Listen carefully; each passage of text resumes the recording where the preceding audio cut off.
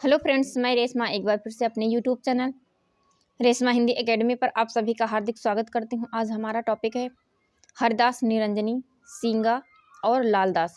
इससे पहले हम कबीर, रामानंद, जंभनाथ, रैदास और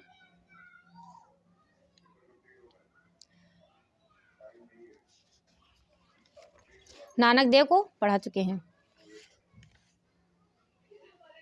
तो चलिए देखते हैं। हरिदास निरंजनी संप्रदाय के संस्थापक थे और उन्होंने क्या क्या क्रियाएं की हैं। संत हरिदास, आप लोग चैनल पर पहली बार आए हैं तो चैनल को सब्सक्राइब जरूर करिए। आप लोग चैनल वीडियो को देख लेते हैं लेकिन सब्सक्राइब नहीं करते हैं, सब प्लीज़ आप लोग सब्सक्राइब जरूर करिए। हरिदास निरंजनी, संत हरिदास निरंजनी संप्रदाय के कवि थे। कौन थे? तो संत हरिदास निरंजनी संप्रदाय के कवि थे जिनका मूल स्रोत नाथ पंथ है। क्या है? तो जिसका मूल स्रोत नाथ पंथ है। क्या है? तो नाथ पंथ है। यह एक प्राचीन धर्म संप्रदाय है। क्या है? तो निरंजनी संप्रदाय यह एक प्राचीन धर्म संप्रदाय है। क्या है? तो प्राचीन धर्म संप्रदाय है जिसका प्रभाव उड़ीसा गांव के किसी न किसी रूप में आज तक विद्यमान है। जिसका प्रभाव उड़ीसा प्रांत यानी जिसका प्रभाव उड़ीसा प्रांत के किसी न किसी रूप में आज भी विद्यमान है। आचार्य क्षितिमोहन सेन ने अपने ग्रंथ मेडिवियल मिस्टिसिज्म में यानी आचार्य क्षितिमोहन सेन ने अपने ग्रंथ मेडिवियल मिस्टिसिज्म में यह प्रतिपादित किया है कि सर्वप्रथम इस मत का प्रचार उड़ीसा से ही प्रारंभ हुआ। कहाँ से हुआ? तो उड़ीसा से प्रारंभ हुआ। या किसका मत है? तो आचार्य क्षितिमोहन सेन ने अपने ग्रंथ मेडिवियल मिस्टिसिज्म में यह प्रतिपादित किया है कि इसका सर्वप्रथम प्रचार उड़ीसा से ही प्रारंभ हुआ। राघव दास के अनुसार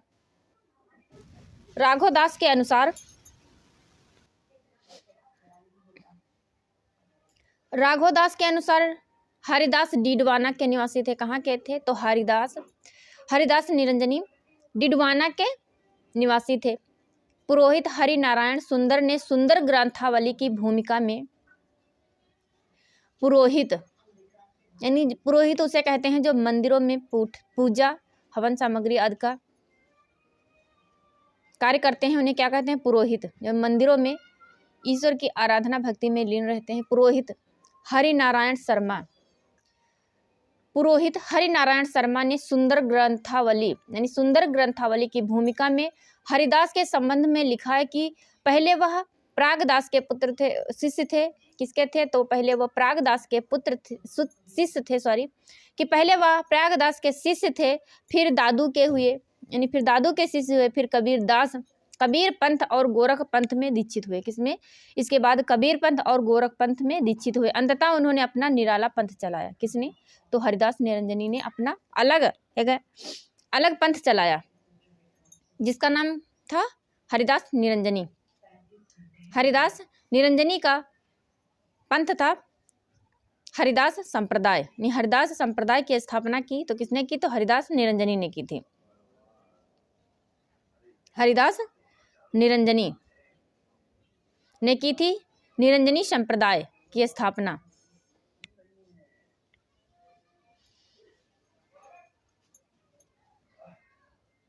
इनका जन्म 1455 ईस्वी में हुआ था। कब हुआ था? तो हरिदास निरंजनी का जन्म 1455 ईस्वी में हुआ था तथा मृत्यु 1543 ईस्वी में हुई थी। कब हुई थी? तो जन्म 1455 ईस्वी में और मृत्यु 1543 ईस्वी में। यदि आप लोगों को हमारा वीडियो पसंद आए तो इसे लाइक करिए, वीडियो को ज़्यादा से ज़्यादा शेयर करिए और कमेंट बॉक्स में अपनी एक प्यारा सा कमेंट लिखिए। श्री हरिपुरुष की वाणी में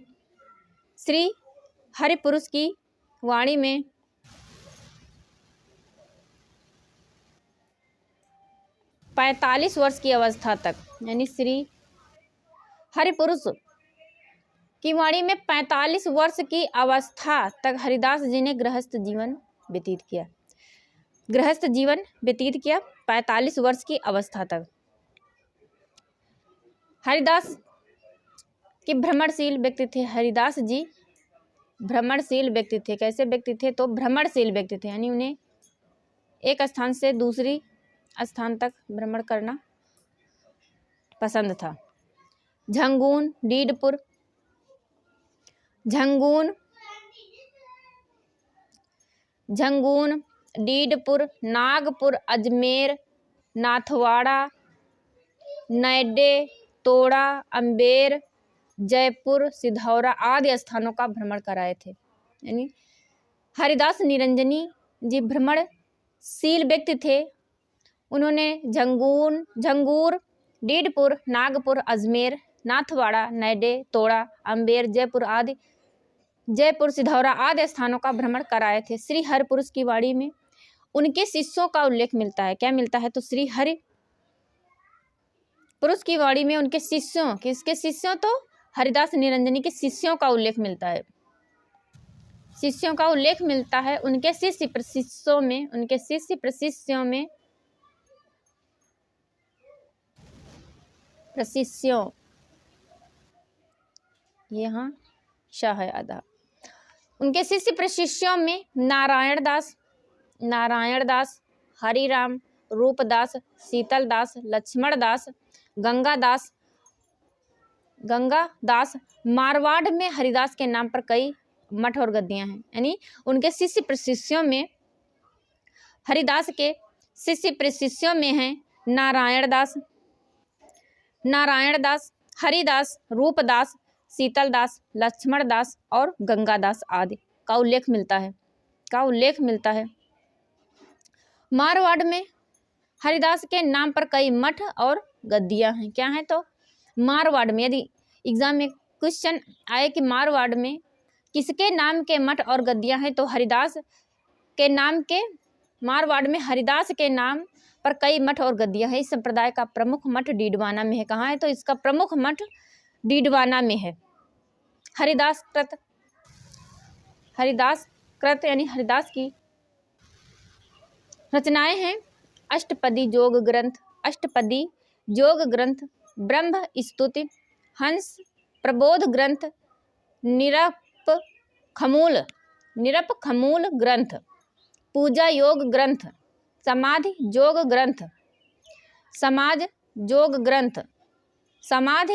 ग्रंथ और समाज जोग ग्रंथ आदि में निर्गुण ब्रह्म के अलौकिक तत्व पर विशेष बल दिया गया है। किस पे? तो निर्गुण ब्रह्म के अलौकिक यानी अद्वितीय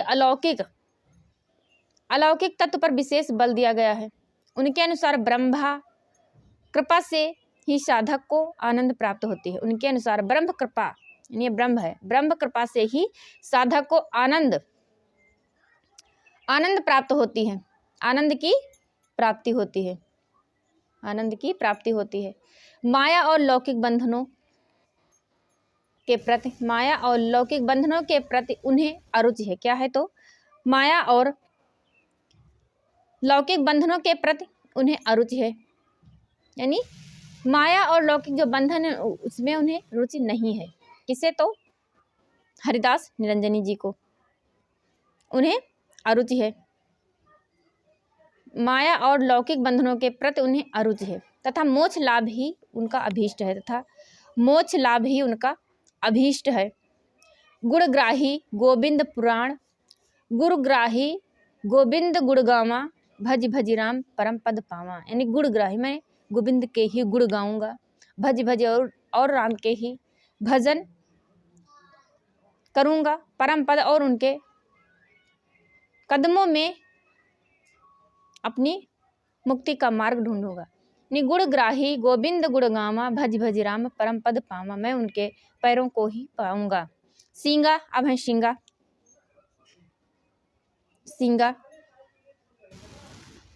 संत।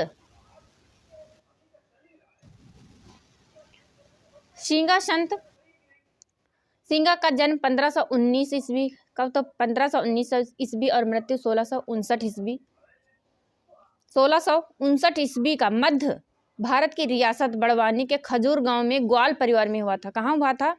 तो सिंगा का जन्म 1519 ईस्वी तथा मृत्यु 1659 ईस्वी का मध्य भारत की रियासत बड़वानी के खजूर गांव में ग्वाल परिवार में हुआ था। ग्वाल परिवार में हुआ था। बाल्यावस्था से ही वे संसार से विरक्त रहा करते थे। बाल्यावस्था से ही सिंगा संसार से विरक्त रहा करते थे।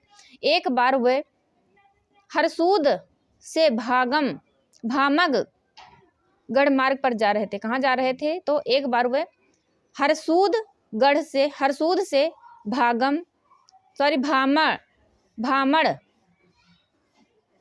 भामगढ़ मार्ग पर जा रहे थे। मार्ग में महाराज ब्रह्मगीर के शिष्य मनरंगी यह भजन गा रहे थे। कौन गा रहे थे? तो मार्ग में महाराज ब्रह्मगीर के शिष्य मनरंगी यह भजन गा रहे थे। समुझ ले और मना भाई, अंत न होए कोई अपड़ा, यही माया के फंदे में तर आन भुलाड़ा। इन पंक्तियों ने संसार की निस्सारता को उनके हृदय में प्रत्यक्ष रूप से अंकित कर दिया। यानी ये पंक्तियां सुनकर सिंगा के हृदय में संसार की निस्सारता को उनके हृदय में प्रत्यक्ष रूप से अंकित कर दिया और उन्होंने मनरंगी को अपना आध्यात्मिक पथ प्रदर्शक स्वीकार कर लिया। किसने? तो सिंगा ने मनरंगी को अपना आध्यात्मिक यानी मोक्ष प्राप्त होने तक के मार्ग को पथ प्रदर्शक स्वीकार कर लिया। पिपल्या के जंगलों में, कहाँ? तो पिपल्या के जंगलों में उन्होंने निर्गुण ब्रह्म की साधना की। सिंगा ने पिपल्या के जंगलों में निर्गुण ब्रह्म की साधना की और अनहद नाद संबंधी भजन लिखे। कैसे भजन लिखे? तो अनहद नाद संबंधी भजन लिखे। उनकी काव्य भाषा निमाड़ी है। कैसी है? तो उनकी काव्य भाषा निमाड़ी है। उनकी काव्य भाषा निमाड़ी है। उन्होंने 11 रचनाओं का निर्माण किया है। कितनी? तो सिंगा ने 11 रचनाओं का निर्माण किया है। 11 रचनाओं का निर्माण किया है जिनके नाम हैं सिंगा जी का दृढ़ उपदेश। इनकी रचनाओं के नाम हैं सिंगा जी का दृढ़ उपदेश, सिंगा जी का दृढ़ उपदेश, सिंगा जी का आत्मज्ञान, सिंगा जी का दोष बोध, सिंगा जी का नरद, सिंगा जी का सरद, सिंगा जी की वाणी, सिंगा जी की वाड़ावली, सिंगा जी का सातवार, सिंगा जी की 15 तिथि, सिंगा जी की 12 मासी। आप लोग इन्हें नोट कर लीजिएगा एग्जाम में। निर्गुण भक्ति शाखा के कवियों की रचनाएं पूछी जाती हैं। सिंगा जी की 15 तिथि, सिंगा जी की 12 मासी तथा सिंगा जी के भजन, सिंगा जी के भजन, सिंगा जी के भजन। इनमें अंतिम के अंतर्गत इनके समाधि भजन एवं निर्गुण मार्ग के भजन आते हैं। इनमें से अंतिम के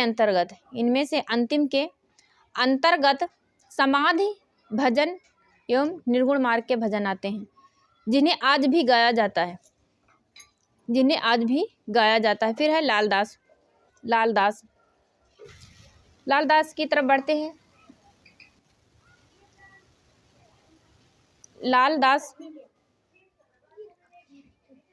लाल पंथ के प्रवर्तक संत लालदास थे।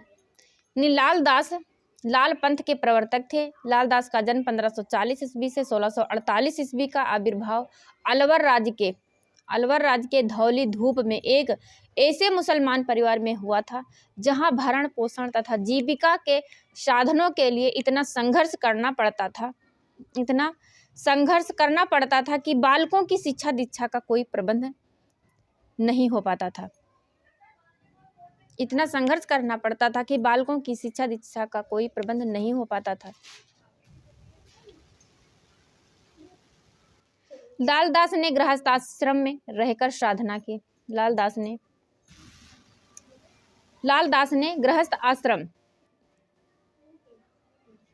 आश्रम में रहकर साधना की। उनकी उपाधि नगला भरतपुर राज्य में है। कहाँ? तो इनकी उपाधि नगला भरतपुर राज्य में आज भी विद्यमान है। उनकी रचनाएं लालदास की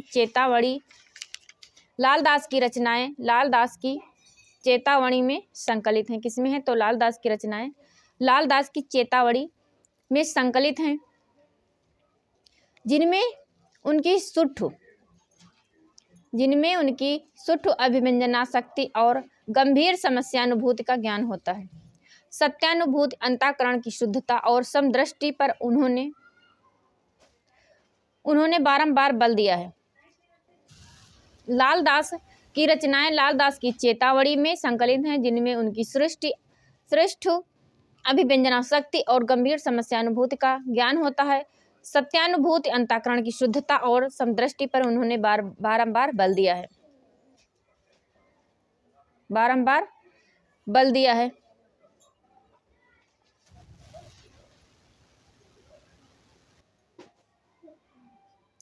लालदास जन्म से मेव थे।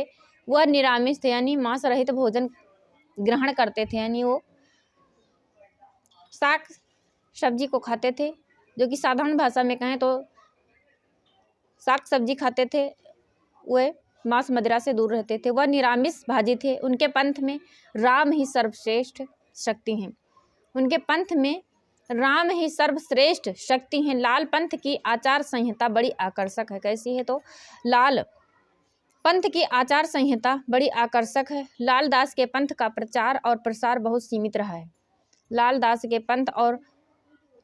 पंथ का प्रचार और प्रसार बहुत सीमित रहा है। अलवर की सीमाओं में ही इस पंथ का विकास हो पाया है, यानी बाहर राज्यों में इसका विकास नहीं हो पाया है। अलवर की सीमाओं में ही इसका विकास हो पाया है। इस पंथ के अनुयायी हिंदू मुसलमान दोनों ही हैं। इस पंथ के अनुयायी हिंदू और मुसलमान दोनों ही हैं, परंतु उनमें मेवों की संख्या अधिक है। तो आज का हमारा वीडियो लेक्चर आप लोगों को पसंद आए तो वीडियो को लाइक करिए। चैनल पर पहली बार आए हैं तो चैनल को सब्सक्राइब जरूर करिए। वीडियो को ज़्यादा से ज़्यादा शेयर करिए और कमेंट बॉक्स में अपना एक प्यारा सा कमेंट लिखिए। फिर मिलते हैं नेक्स्ट वीडियो में एक नए वीडियोज़ के साथ, निर्गुण भक्ति शाखा के अन्य कवियों के साथ। तब तक के लिए थैंक यू।